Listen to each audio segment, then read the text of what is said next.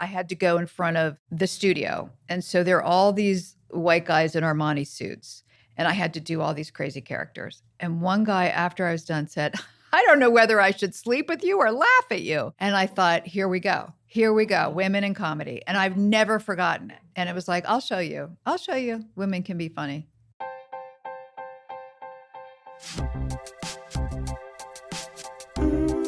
Hi, I'm Sally Christensen, the founder and CEO of Argent, a women's workwear brand. And this is Work Friends, a podcast for those who take their work, but not always themselves, seriously.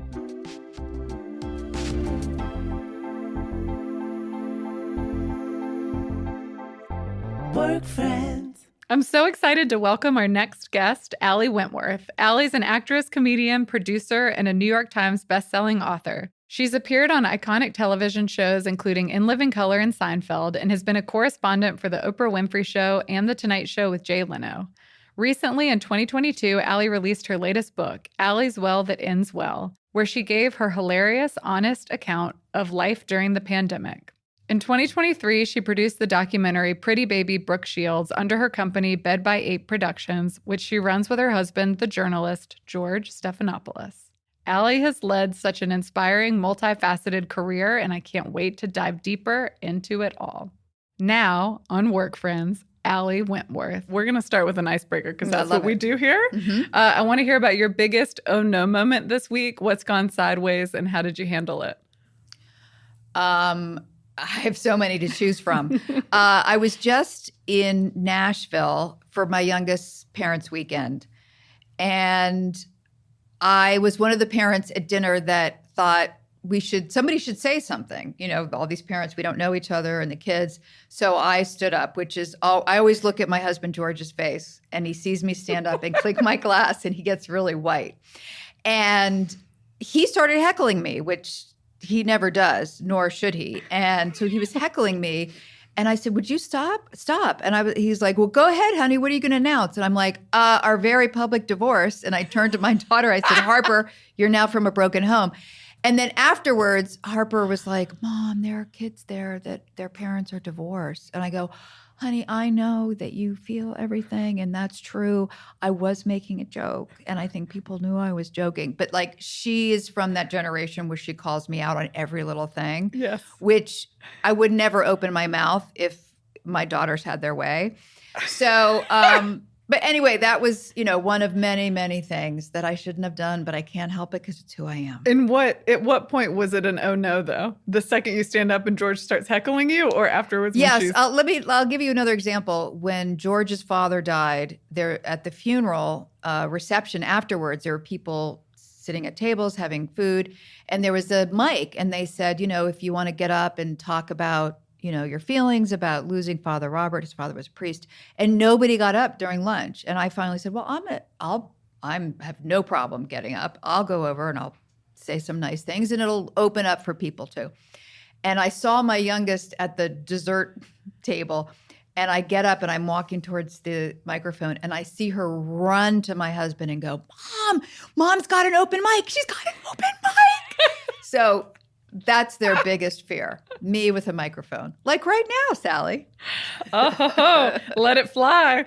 That's great. And as a parent of very young kids, I fear this stage where they just call you out for everything. Everything. It's so unfiltered. We did this with my parents. I think that's a healthy relationship, but can't wait. No, they're terrified every time I open my mouth. Yeah, and terrifying with their feedback. Mm-hmm. Always. Okay. I learned this recently, and I'm excited to hear more about it. I really want to hear about your upbringing in Washington, D.C. It's unique and very kind of incredible. So I'd love to start there. Okay. What was it like growing up in the Capitol? It was, it's the reason I ran as far away from politics as I could. So my mother was in the Reagan White House, the only Democrat in the White House. My stepfather was the editor of the London Sunday Times. My father covered Watergate in the Washington Post. So every night at dinner, it was corruption. That's all they talked about. Corruption, affairs, war. So I just grew up thinking politics were corrupt, that they're awful people. I grew up, Henry Kissinger was over all the time, and I would hold on to his back while he swam. I literally held on his back, and we would, like a turtle, we would go up and down the swimming pool because he was one of my stepfather's best friends. I had no idea he was bombing Cambodia. I just thought he was this old dude with a wide back. And so, I always think it's like the equivalent of like Tori Spelling growing up in Beverly Hills. That's the world I thought existed. Power, corruption, all of it. And so I couldn't wait to get out. I wanted to be an actor, which was like being a prostitute in my family. And I just wanted to leave. I didn't want to have anything to do with Washington, D.C. and politics. And lo and behold, like The Godfather, they sucked me back in. I married George Stephanopoulos. Which the irony there. Yeah. The irony. Yeah. I should be Mrs. Hugh Grant, but I'm not. What were you thinking in terms of career outside of acting, or was it always acting? Always acting. That's so fascinating. And I think, if I was a therapist, I would say my parents were so deeply involved in politics in the world. They were out every night, black tie. Like, I never saw my parents. The only way I could get them to focus on me is 10 minutes before they would go out, I would put on a show. Anything. I'd lip sync to Grease. Whatever I could figure out. I'd do the splits. It was like Portrait of a Needy, abandoned child. And your mom was social secretary too. Yes. Which, yeah. She's very social. Yeah. So the acting kind of came out of, how do I get my parents to give me a little bit of attention? Did you tag along to any of the events with them? I did. When I look back at the 80s, I just remember my mother in an Armani gown with that kind of helmet, hairsprayed hair, on the floor doing seating charts. And I kept saying, like, "What? Who cares, Mom?" And she was like, "Who cares? If I put the wrong person next to that person, we could start a war." And I was like, "Oh, okay." But she was right. Really, how you created those events at the White House informed policy. If you had Queen Elizabeth coming for a state dinner, well, you better have Tom Selleck there because she's got a little crush on him, and you want her to be in a good mood because the next day there's going to be business with Great Britain and the States. So she was right. But at the time, I had no concept of what was going on. Did it make Hollywood feel more accessible? Because it is, from where I grew up, which was on a farm in South Carolina, everything was out of reach a little bit. It was all glamorized and on a pedestal. When you grew up in politics the way that you did, I imagine you see celebrities come through, world leaders come through in a way that makes it a little bit more, accessible. I don't know. Is that? No, it felt like the movie stars that were coming through DC, and they'd come through to go to the White House. Yeah. My mother was there with John Travolta and Princess Diana dancing and all those kind of momentous events. So when they came through, it was just like a little bit of sparkle, so it made it even more of a fantasy. And so the idea of, going to Los Angeles was completely unattainable to me. And I didn't know one person there when I moved. When did comedy come into the mix? Was comedy always in the equation, or was it acting, strictly acting? Comedy was always in the equation. It was not only to get, let's say, my mother's attention, but to make her laugh. Yeah. And I think it's because the world was so serious. This is, the 70s. Yeah. And so she was stressed out all the time because of her job at the White House, but stressed out about world events. She was working for Reagan when he was shot. It was such an intense time that I had to find lightness. And if I could make her laugh, that was like the greatest gift, because my other siblings weren't. They were just getting into trouble. How many siblings did you have? I have an older brother. I have an older sister, a younger sister, and two half-brothers from another marriage. And then when did you decide to actually take the leap and go to LA? So I went to NYU. I was a drama major. And then I decided I'd done a couple plays here. And there was some William Morris agent who saw me in something and said, you have a nice generic girl next door look. You should go to LA. What a compliment. And that's all I needed. Woo! It wasn't, LA, you say? Yeah, it wasn't like you're going to be a big star. It was like, you're so commercial. Yeah, you're just so bland. You should go to California. And I did. And it was the right thing to do, I think. hindsight, it's worked out. Yeah, it worked out pretty well. Okay, so let's talk through that. Mm-hmm. So first of all, where are your parents when you decide I'm going to study drama at NYU? They're in DC, very discouraging, kind of taken aback, appalled, and hoping that I was, quote unquote, going through a phase. They really did. Uh-huh. And so when I first moved to LA, I was involved in the Groundlings Theater, which they had no concept of what that was. The Groundlings is iconic. Is it hard to get into the Groundlings? Very hard. Yeah. Yeah, you have to go through like a series of where you're like voted off and judged and, no, it's a whole thing. It's very hard. It's like, there are a few of them. It's like Second City in Chicago, the Groundlings in LA. Yep. That's basically the two. Okay. The two big ones. And there are big names that come out of both. Yeah. Okay. And from that, I got In Living Color, which I grew up watching. Mm-hmm. So, and even when I got In Living Color, my parents were like, what is this? They didn't understand it. I did The Tonight Show with Jay Leno like over 100 times. So I'd be on The Tonight Show all the time. Did you see him in The Tonight Show? No, we can't wait. We couldn't make the VHS thing work, or it was on too late. Like they couldn't quite get it until I finally had to put it into monetary terms. And I said to my mother one day, how much did you make last year? And she said, how much you made? I said, I made 3 times that. And then she kind of had to get on board. And then I did this movie, It's Complicated, with Meryl Streep. And then she was like, oh, okay. What did it do to you, do you think, in terms of them not being on board? Like, oh, it made me fuel you? Yeah. Uh-huh. I was fierce. I was like, I'll show you. Like, that is kind of the through line of my life, which is, don't tell me no. Don't tell me I can't do it. I remember with my first book, people were like, you're going to write a book? You can't write a book. And I was like, oh, I'll write a book. I'll write 5. Totally. The biggest gift you can give me is to not believe in me. In always. Early days in Argent, I vividly remember this, and I have a folder in my inbox called Inspire. And the first email that went in there was a man who wrote, utility doesn't belong in women's clothing. And one of the things that we're most known for is like pockets in our blazers and in our trousers. I know. I feel them. I got all kinds of stuff in them. But it's like, how many memes are there about women just wanting pockets? It's so simple. But the fact that there was this man who was he's very influential. He's a partner at a VC. But it was such a gift. I still think about it all the time where I'm like, look at me now. I remember when I was auditioning for In Living Color, and there were 8 million auditions. I mean, where'd the audition come from? So did you connect with anyone from the show from the Groundlings, or were you just applying constantly to? I was performing at the Groundlings, and so people would come, like Lorne Michaels would come for Saturday Night Live. Yeah. Let's see. And so people came, a casting director came one night and said, I want you to come in. We're basically looking for Black male comedians. I was like, well, I mean, talk about typecasting. And she was like, but come in, And then they kept having me come in, bring more characters, come in again. I mean, it was a very long, arduous process.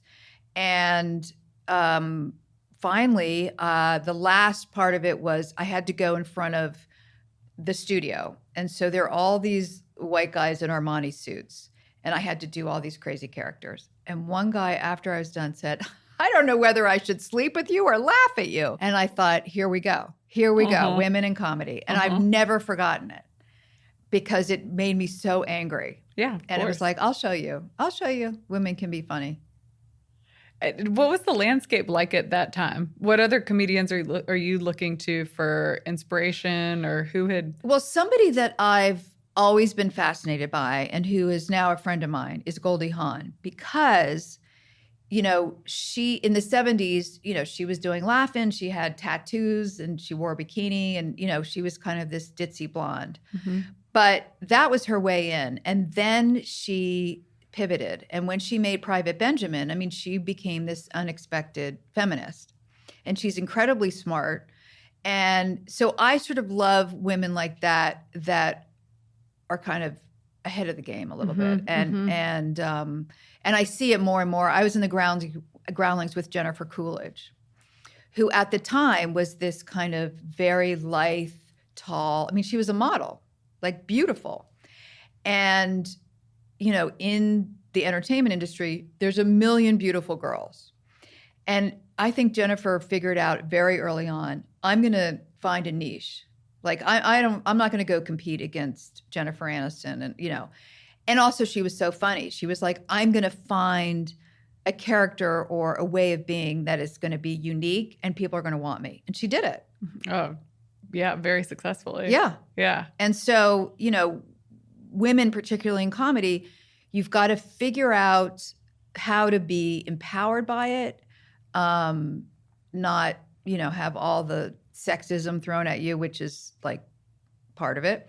But figure out how you can make a mark and figure out how you can be funny in a predominantly male industry. To me, it's such a parallel to women across all industries and That's just true. existing. I think that it's women are that much more remarkable because we've forced to succeed within a patriarchy and navigate that, and we have to be one step ahead or 10 steps ahead, and also figure out how to have kids and not get support and all these things. All of it. I mean, and I found that even producing now, that, my husband, George, sometimes is like, Allie, what are you doing? I feel like, no, I'm not going to be the quiet one on the Zoom. I'm just not. Yeah. And I'm going to call the head of the studio, even though you're not supposed to do that. Yes. I'm like, he's just another human being. I don't see him as any more powerful than me.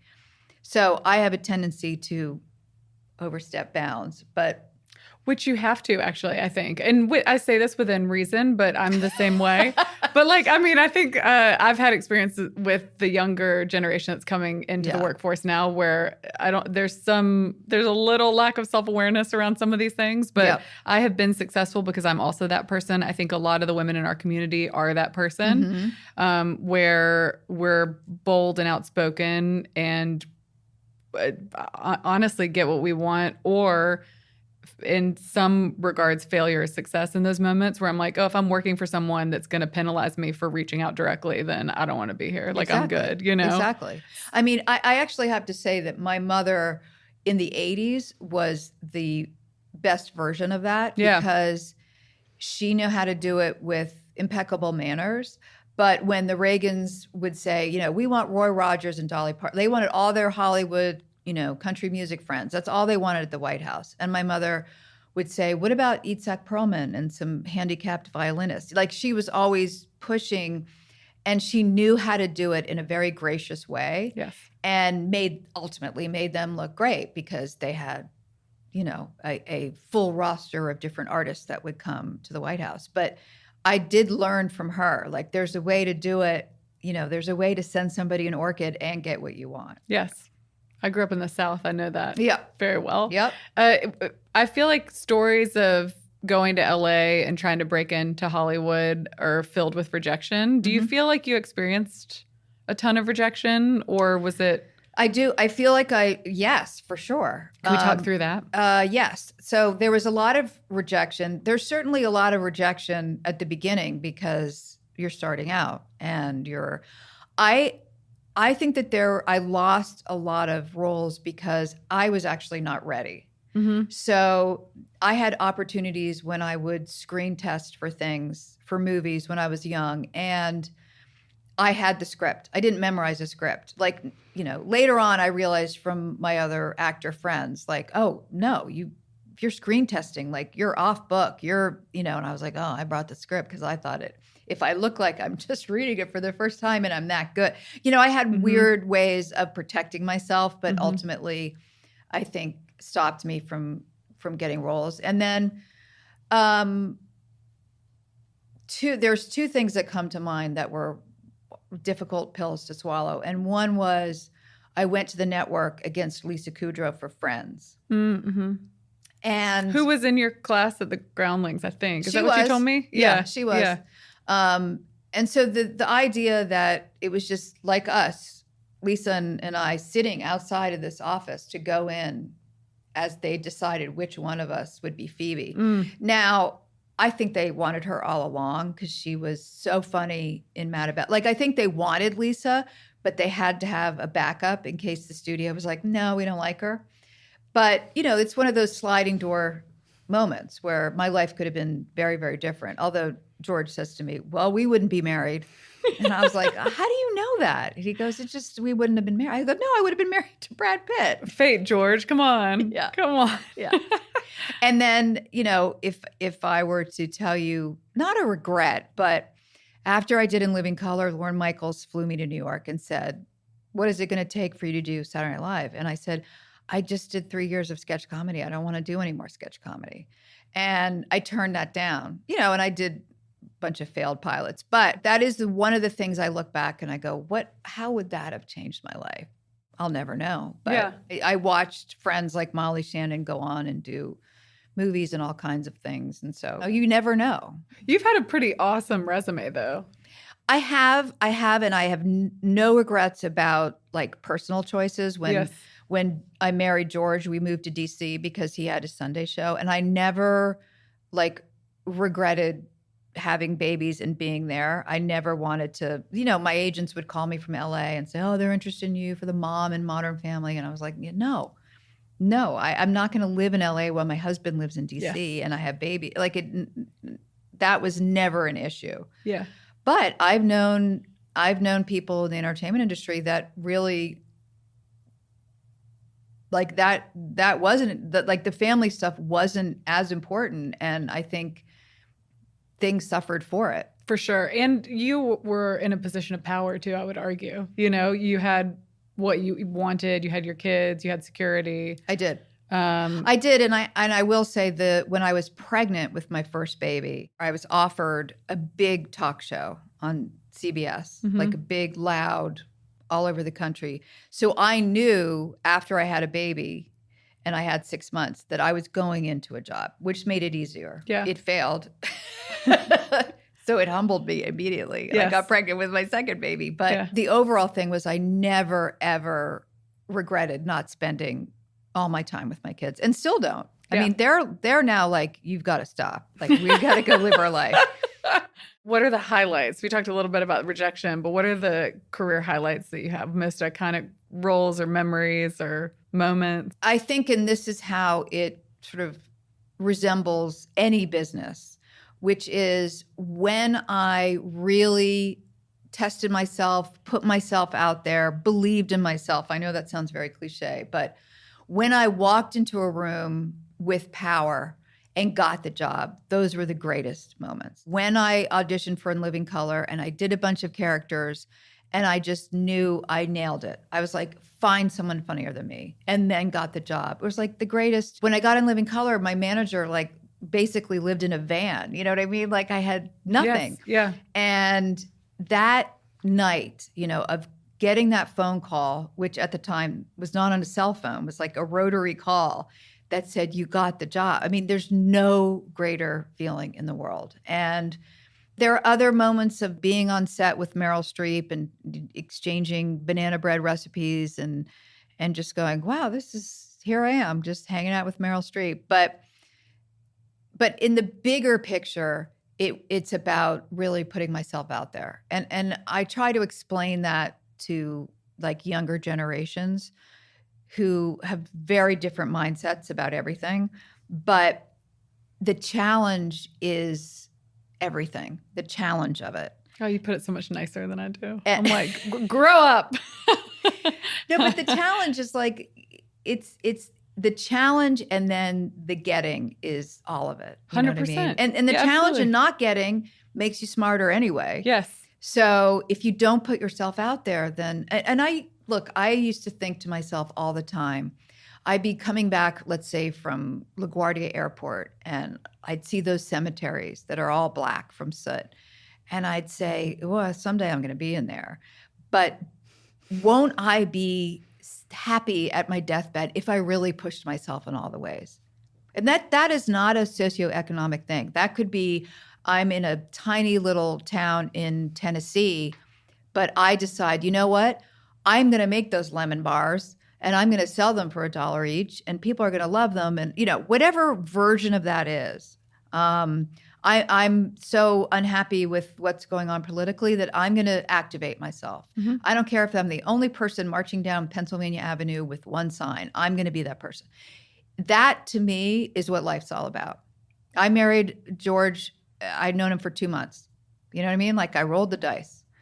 And I try to instill that in my own kids. Yeah, I mean, I think you're exactly right. There's a lot to unpack from what you just said. I think work ethic and like really just pouring yourself into whatever job is where all the growth is. And I've seen people that are a little bit lazy or try and skirt. One, I think it makes the job harder, and I think you make everything harder for yourself. But two, you miss out on the growth. Always. Mm-hmm. And by the way, in terms of every aspect of your life. Yes. I mean, yes. You'll see me clean my closet like nobody you've ever seen. Like there's there's high, low across the boards in life. Yeah. You know, it's like, do it well, challenge yourself to, alphabetize your napkins. I don't care what the challenge is. Yeah. But that I sort of become the best version of myself in those cases. There's also something to like, and this is very much, again, a parallel to entrepreneurship, but being delusional enough to like believe in yourself and that you can achieve what you were aspiring to, which is to be, take one of the only slots for women in comedy on a sketch comedy show, and not coming at it from a place of desperation, but from a place of knowing that you can add value, which knowing that you have, you're basically living paycheck to paycheck or job to job. When you're starting a company, it's the same way where you need whatever you're asking of someone. You need investment or you need whatever, and still showing up in a more confident way and not in a desperate way. Like there's something to that. I think so too. And I actually read a book. I do a lot of work with the Child Mind Institute in New York. Ugh. And so I read a few books about OCD, and I thought that is some of the practices, the therapy of OCD could be implemented into our everyday lives. And what I mean by that is you're starting a business. So if you came to me and said, I want to start this business, but I'm scared. What are you scared of? Like all the questions you do with OCD, what are you scared of? What's the worst that can happen? I don't make the investors' money back. And then what's going to happen? Are they going to kill you? Are they going to break your kneecaps? So going through that in life in general, but particularly with work, is incredibly helpful. And I do it sometimes with my kids. I do it sometimes with my husband. Okay, so you write a book, so it's not a bestseller. Then what? Who cares? Are you going to die? I mean, going through all your worst case scenarios and your fears does free you up to kind of make those leaps. Such a healthy mindset. I mean, going into starting Argent, I remember saying, what's the worst that could happen? Exactly this exercise. In 2 years, I'll re-enter corporate America. Jobs are always available. I can find something. Yep. And I will have learned something along the way. And for me, the number one thing that I'm looking for in every experience is learning. So if I'm learning something, great. I think the other thing that women especially have to keep in mind is that when you are in these institutions that are so sizable, you do have to think about yourself, because a lot of times like your job or wherever you're employed is not always, they're not thinking about you. They're thinking about the bottom line sometimes, all the time. Oh, by the way, they're not thinking about you at all. I mean, that is what I learned not being a part of corporate America, but at times in a different way you were. Yes, at times being like a little speck in the corporate world. But you realize very quickly, if I'm not of value to them, they'll throw me under the bus. Correct. And they don't care. Well, and I think men do a better job of prioritizing themselves, and women tend to give themselves up to their work. Yep. So just awareness of that and making sure that you're getting what you need to, and it can be mutually beneficial. Yeah. And also not making yourself small. Like I know so many women that no matter what line of work they're in, if they feel somehow they're compromised is not the word, but if they sometimes feel like they're threatening another man, they're coming on too strong, they get small. And the great thing about acting is you get to be big because you can hide behind a character. And I tell that to a lot of my friends that are in sort of corporate worlds, where they're at a desk as opposed to, doing something crazy on Jimmy Fallon. But I do say to them, don't make yourself small. Don't. That is our go-to position that we have to fight every single day. Yeah. Yeah, it's fascinating. I see it more now than ever in light of our current political situation. How much we have adapted to living in a patriarchy. Just like as women. I mean, the way even I, who am acutely aware of it. I find myself actually right now saying to my female friends, like, we need to gather. We need to gather. Yes. And they're like, well, what about our husbands? I'm like, they're useless. Yeah. Right now, women need to gather. Yeah. And they are. And they are. Mm-hmm. And they are. Mm-hmm. And I have, some of my best friends are gatherers. Like that's their superpower. But I think that women, particularly in groups, do really important things. Absolutely. Spring means one thing. It's time to say yes. Yes to outings, yes to RSVPs, and yes to spontaneous opportunities. Argent Spring Summer 2025 collection is prepared to equip you for it all. The season's newest arrivals are ready for anything, with a collection of suiting and separates that are as versatile as you are. Explore captivating colors like orchid and lapis and chic new neutrals in smoke and fern. Plus, shop incredibly lightweight linen styles that keep you looking and feeling effortlessly cool no matter what the season has in store. Explore all the latest spring arrivals at argentwork.com or come visit us in stores in New York City and in Washington, D.C. Happy shopping. We're going to bring it back to you in your job. No. I want to hear... Do you want to know my skin routine? So, yeah. No, I'm just kidding. There's no routine. Just kidding. Sadly, there's no routine. When did writing and producing come into play in your career? So I was acting for a few years, living in Los Angeles. I am not good with idle time. And no, I noticed that a lot of the actors and actresses, when they weren't on a TV show or auditioning, were at the gym. Like they were sort of self-improving in a way that I couldn't get behind. I'm not a gym person. Like I didn't know what to do when I wasn't on a stage somewhere. So I started writing. I said, well, this I can do. No one can tell me, I can't do it. I just need a computer. And so I started writing, and I started writing movies that were bought, never made, shelved. But I was pretty prolific at it. It kept me very busy.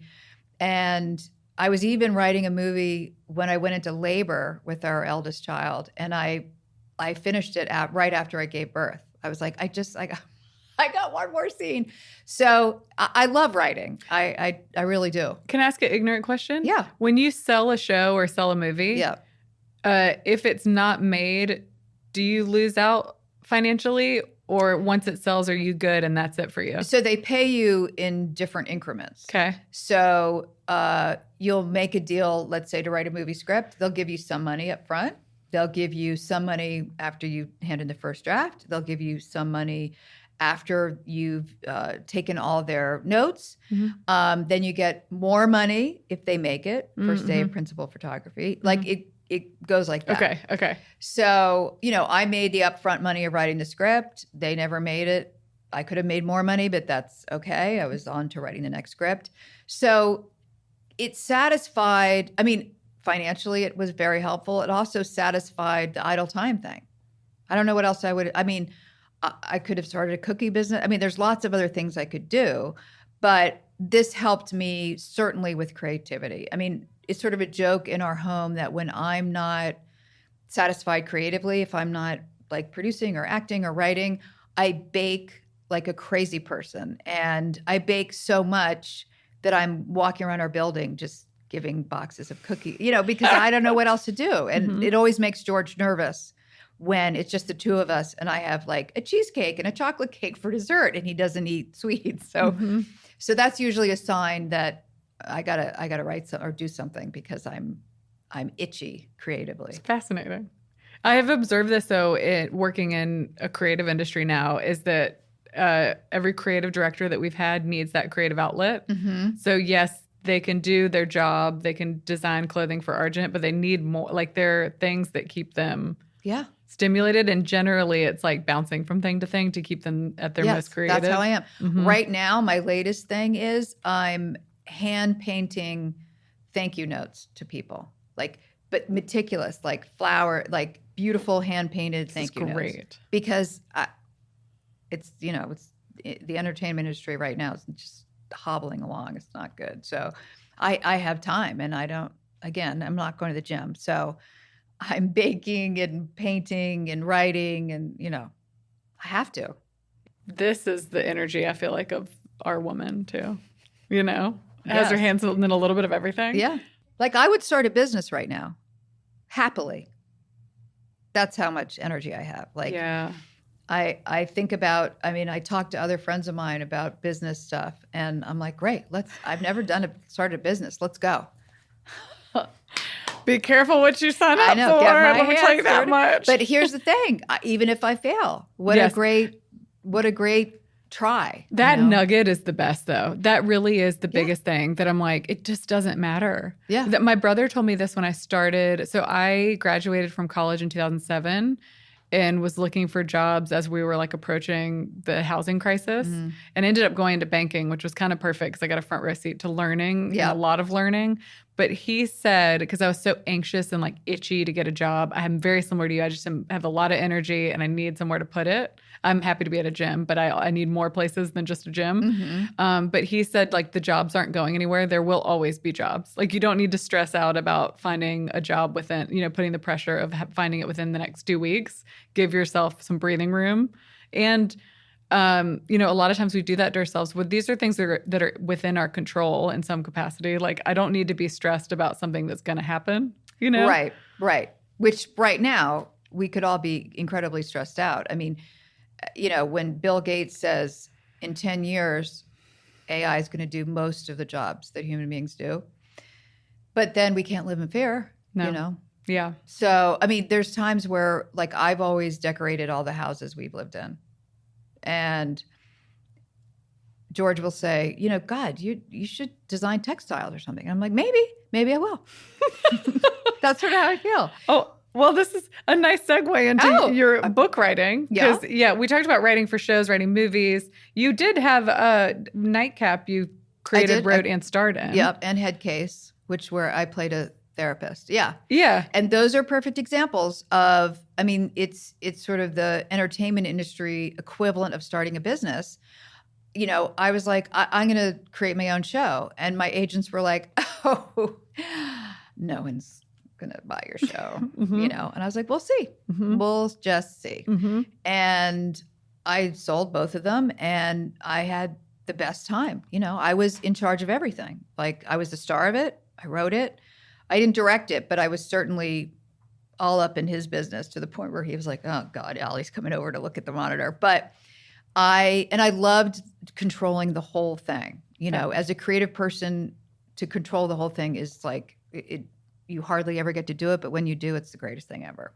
So, but again, everyone was like, you can't create your own show. No one's going to buy a show from you. You're not J.J. Abrams. You're not whoever. And same with writing the book. It was like, why no one's going to pay you to write a book? And I was like, we'll see. And I sort of live by that. We'll see. But it pisses you off a little bit. It pisses me off, but I use... in a productive way. Yes, I use that in a productive way. Biggest learnings from both or either?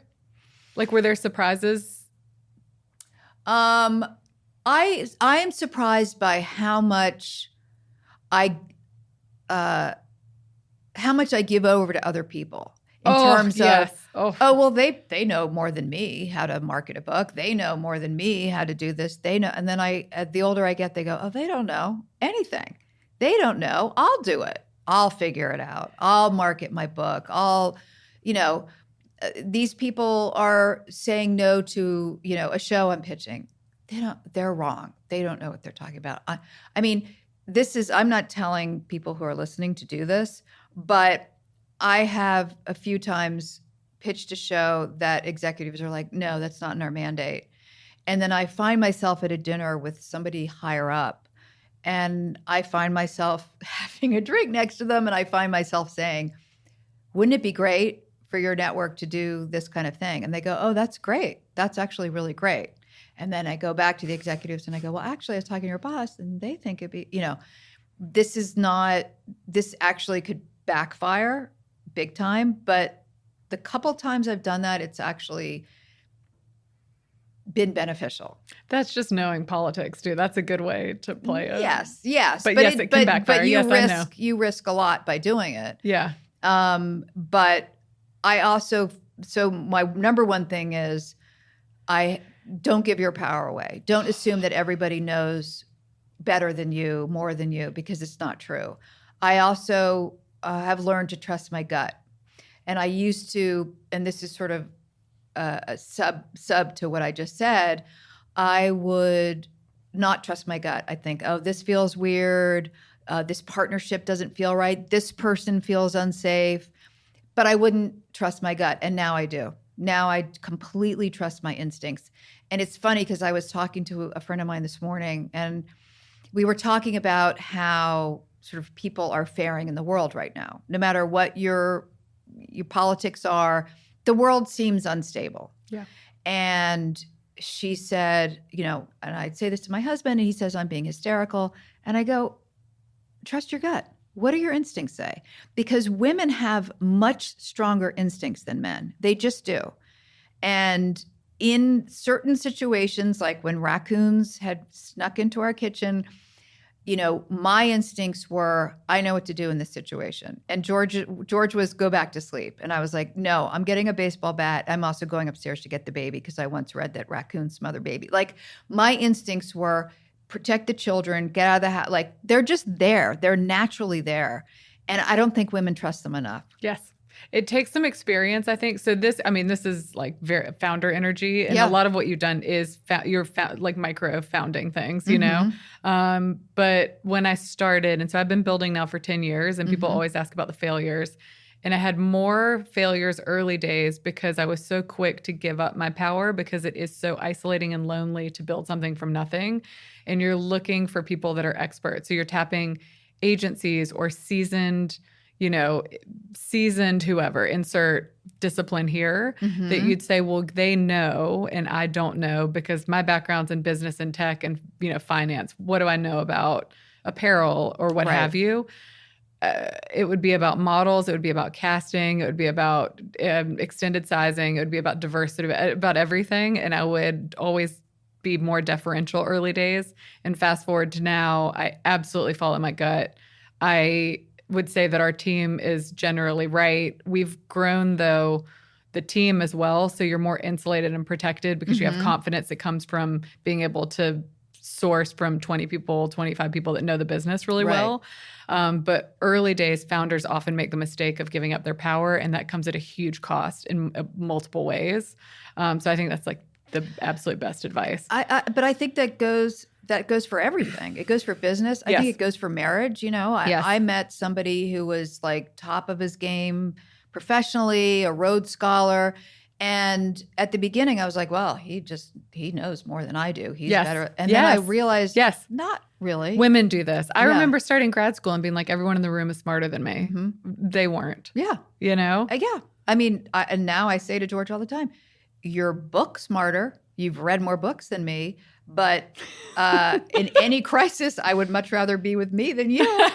So, which like evens the playing field, but it's true. Yes. It's really true. Well, and that's the other, it's, I think self-awareness, knowing what you know and what you don't know. I think I've seen a lot of people that don't know what they don't know. Right. That's a huge watch out as well. Yep. And so knowing who's bringing what to the table in a team sense, personally and professionally. And also not being afraid to ask questions. I've always asked questions. Yeah. In whatever my endeavor is.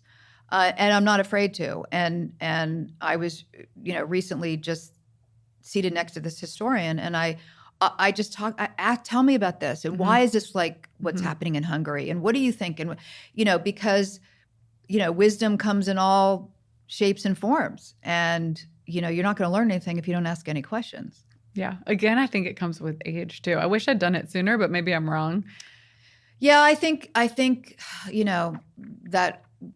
that old saying that, what is wisdom is wasted on youth. I mean, I think there's truth to that. And sometimes I think on my deathbed, I'm going to go, oh, now I get it now. Yes. Yeah. But I think that's part of being a human being. I mean, that's part of living. Yes. I mean, at 2 years old, you could probably walk. I think I was a late walker, but like you're learning just the fundamental things as you go. So I think by the time you're 100, now we're living to 100 and 103, that's, I think, when you finally go, oh, now I get it. But it's too late. Yeah.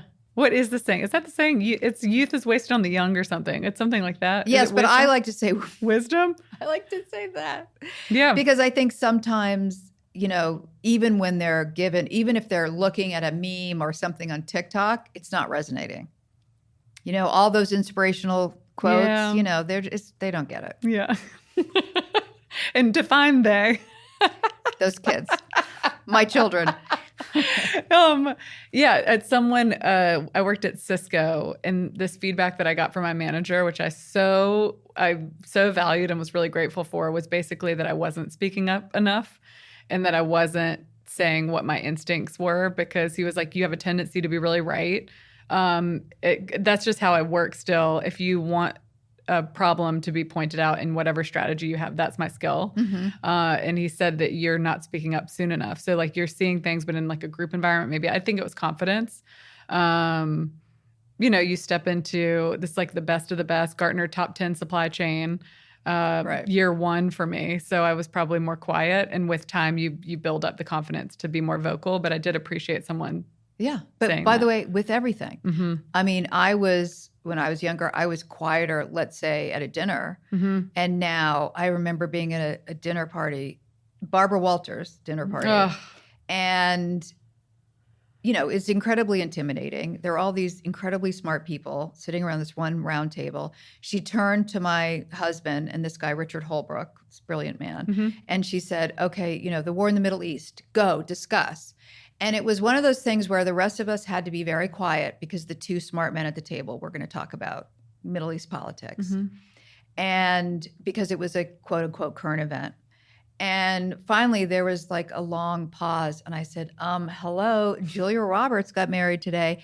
And everybody burst out laughing because, my feeling was, again, okay, that's interesting. So's this. Yes. This is not less interesting than what you're talking about. And in fact, afterwards, that's all anybody wanted to talk about. Yeah. And I also felt like I'm gonna use my voice in these ways, yes. to pivot, to bring light to, and sometimes, in a serious way, I'll make a very kind of off-color joke to emphasize how insensitive the conversation is, and the speaking up part of it comes in all forms. For me, I'll say something funny to diffuse a situation. I'll use humor. I mean, I parent my children with humor because that's what works for me. Okay, two things. One, this still happens to me. It's more infrequent now, but I went to a dinner recently where I felt so out of my element. It's like I was at a table with the smartest people, the wealthiest people, the most accomplished people. And I found myself being a little bit quieter, which is very out of character for me. Mm-hmm. But I just want to be clear that does still happen. So as much as I can sit here and say, speak up, do this, do that. Of course. I mean, of course. Yes, of course. But in time, through going through stages in your life and getting older, you learn that I can do it. Yes. And again, going back to the sort of therapy steps, what's the worst that can happen? Yes. The other thing, I want to go into the comedy piece more because we've gone on this real journey as a society in terms of how we view comedy and wokeness and mm-hmm. et cetera, et cetera. I heard something that really resonated with me, and I can remember zero facts around it, but essentially the insight was that in being so sensitive to language and comedy, we are actually harming our ability to advance as a society and progress. And comedy is so important in like calling things out and really pushing the population to think. I think that's true. So I guess what do you see the role comedy has today? I think it has a huge role. I think good comedy is the truth sayer.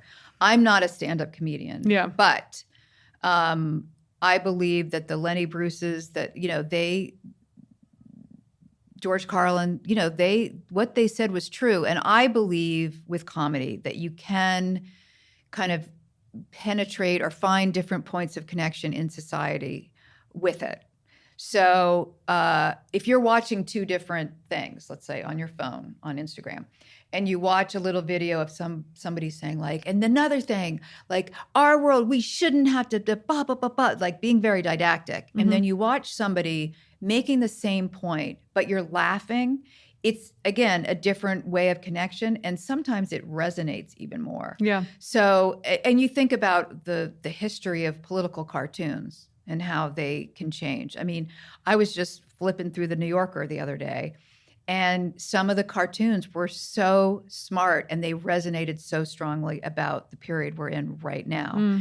And so I'm a big believer in comedy, big. And in fact, comedy is strongest and historically has been strongest during wartime, during political upheaval. I mean, that's where people need it for escapism, but the messaging is even stronger. Okay, so of course, those who follow your work know your personal life quite well too, with George and your daughters being part of your material. Is there anything that's off limits? There used to be a lot that was off limits, but I just bulldozed right through those. Yes, I will say when I first married George, I was not used to my life not using, being source material. So if I got a call from the Tonight Show and they said, "Oh, Melanie Griffin just said she can't make it. She's got the flu. You have to come in." I'm not a stand-up, so I don't have like a set that I can rely on. So I would, come do the Tonight Show and just tell stories about my life, what was going on in my life. And so when I met George, he was like, "I'm very private. I don't talk about my life." And I was like, "Ooh, this is going to be a problem." So I made a few mistakes at the beginning because I would, talk about it. But he started to get like more relaxed about that and realized that that was sort of my sort of creative thing. And I started to realize some of the areas that truly make him uncomfortable and I don't need to go there. And then I learned with my daughters that one of my books where I wrote about them a little more than I usually do, because I usually do believe like those are their stories. I'm not going to tell their stories. But they, they got upset and they were like, don't talk about me, And I said, you're right. Someday you can write a book or not write a book. But they were very much like, now that we're teenagers and we're super sensitive about everything, like, don't do it. And I listened to them. I said, you're right. And I've still made a few mistakes on talk shows where I've talked about them. But I sort of felt like, oh, it's my life is open to me. I can pull from it. And in fact, the main characters of my life were saying, no, there are boundaries with that. Yeah. Yeah, it's interesting. Rethink it. Yeah. Okay. So, and then when did you start Bed by 8 Productions? So Bed by 8 we started, which was such a smart thing to do right before COVID. Oh, it's perfect timing. Yeah. That's perfect timing. And the first thing out of the gate I wanted to do was a documentary on Brooke Shields, who is a friend of mine and who I felt she has so many stories to tell about her life, but I've always been fascinated by a young girl, very young girl, who was sexualized at such a young age and who has basically been able to sort of charter her own way. I mean, I always say to Brooke, you should be dead or in rehab based on your life. And she's just such a unicorn that way. And she's such a hard worker. And she had this alcoholic mother. She got all the wrong messages about life, but figured them out on her own. And I've just always been fascinated. I thought she would be such a great documentary for women and young women, especially young women that didn't know who she was. And so right out of the gate, we did that. And then, right now, Hollywood is definitely going through lots of big growing changes. And so, we have projects going, but they're not buying the way they used to at all. And so this was Bed by 8, which is something we've always said in our family because George gets up at 3:30 in the morning. So we're always in bed by 8. It's sort of, we've sort of screeched to a halt with a lot of projects, which is unfortunate because that's what George and I wanted to do together as older people, we were going to create stories and do projects together. We work really well together, and we've always sort of stayed in our own lane. But right now we're kind of in a holding pattern until, things pick up, the streamers figure out what they're doing. I don't know what's going to happen with network television. So, and again, I was so hoping that would be a fulfilling creative endeavor. But I'm finding, because we're kind of on hold, I'm writing another book. I'm working, I have to keep those creative things going. So baking. I'm starting to design suits for working women. Do you have any predictions on what will happen in terms of streaming and where the industry goes? It's very hard to say. It looks like there'll be 3 major streamers. I mean, they're putting billions of dollars into sports. I kind of think that the future is more interactive. I think we're so isolated now, Zooming and on our phones. People want to gather. Like, they want to go hear music, stand up. So I sort of wonder if those kinds of experiences are going to become more of what we do. Yeah, that's interesting. Yeah. I mean, there's so much truth to that. And I think there is data around Gen Z and how they're spending money. It's on experiences. Yeah. Look at Taylor Swift. Yeah. Look at the Eras Tour. Yeah. Went Carter. Twice. Yeah. You would. Yes. There you go. Because it's just not going to be enough on our devices anymore. We need to feel them in different ways. I do like the appetite that I'm seeing for in-person gatherings right now. Yeah. We have seen it in a way that's different than ever. And that's what I'm rethinking right now. I'm rethinking the idea of production doesn't necessarily have to be production that you see on your device. Well, that's so interesting. Doesn't mean I'm going to be like coming down on silk sashes from the ceiling, but But we can hope for that. But I'm just thinking about the world in a different way. Yes. Yeah. So to that end, we always like to ask for advice for our guests, careers, and those who are aspiring to a similar career to yours, which good luck, especially in the current landscape. But what would you tell someone who wants to get into comedy, who wants to get into production, who wants to get into writing a book, whatever? I say, do it. If you're trying to get into acting, find a platform, whatever that is. Get on stage. I know more and more people creating YouTube channels for themselves, especially comedy. Like, you don't need to go to a comedy store anymore. You can do funny memes and stuff on YouTube, on Instagram. There are ways to create a path for yourself in comedy. I would say in production, you want to be in production, work on student films, work on productions where you don't get paid at the beginning. If you want to be a writer, write. All the things you want to do, you have to do. And, I have one of my daughters wants to go into production. I'm like, great, get coffee, empty the wastebaskets. There's no job too small. Learn. And then, waitress at night or whatever it is. But, get your hands dirty. Young people are under an inordinate amount of pressure. Yeah. It's wild. And I give the same advice. Please go take an hourly job, scoop ice cream. Yeah. Learning about people is invaluable. That's the skill that I cherish the most. And it comes from having done all of these jobs and seeing the best and worst in people for years, and from being social in college and not really showing up in the classroom. Like, those things have all benefited me career-wise. Always. I mean, when I was a waitress, I was like, oh, people are awful. Awful. And awesome. Yeah. Awesome and awful. Smaller percentage awesome. Yeah. Sadly, that's true. Okay, we've come to the end of our episode, which means we're going to play a game of Would You Rather. Okay.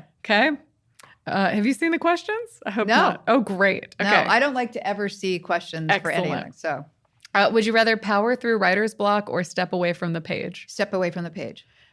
Would you rather go back to school to learn a new skill or teach what you know to a class of newcomers? Teach what I know to newcomers. Would you rather only answer emails with emojis or only answer calls on FaceTime? Only answer calls on FaceTime. Incredible. Okay, that is an anomaly and I love it. Would you rather write a great piece of feedback or receive a great piece of feedback? Probably receive a great piece of feedback. Would you rather dress up or dress down for work? Dress down. Boo. I know. Would you Well, this to me is comfort dressing. Oh, that's great. Yeah. Like if I did a talk show, and I'll wear this. I'll wear this. Hell yeah. Yeah. And this, for those of us who aren't watching and are listening, is an Argent suit, belted blazer, and cropped trouser. So comfortable. By the way, I was thinking like a long dress. Like when you said dress up, I was thinking more black tie. Oh, yeah. Yeah. No, it's okay. I'd just like to give you shit. Well, thanks. Shit taken. Thank you. Would you rather accidentally leave your mic unmuted or your camera on? Camera on.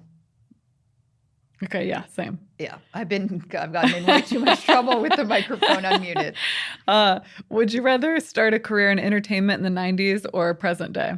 Oh my God, the 90s. Are you kidding me? Sad. I would be J-Lo if it were the 90s. And I don't even sing. Would you rather, at this point in your career, write, produce, or act? All three. That's great. It's been a blast. Thank you for being here. Really great nuggets. Thank you for sharing all of your wisdom, for being here, and just for all of your support. Thanks for listening to Work Friends, a podcast from Argent. Listen and follow on all podcast platforms and subscribe to the Argent YouTube channel for more clips and bonus content. Email your work questions and dilemmas at workfriends@argentwork.com for a chance to have one of our amazing guests weigh in with advice. I'm Sally Christensen, and we'll see you next time. Work Friends. Work Friends is produced by Gina Marinelli. Our theme music is by Karina De Piano and Melanie Naima. This episode was recorded at Podstream Studios in New York, New York.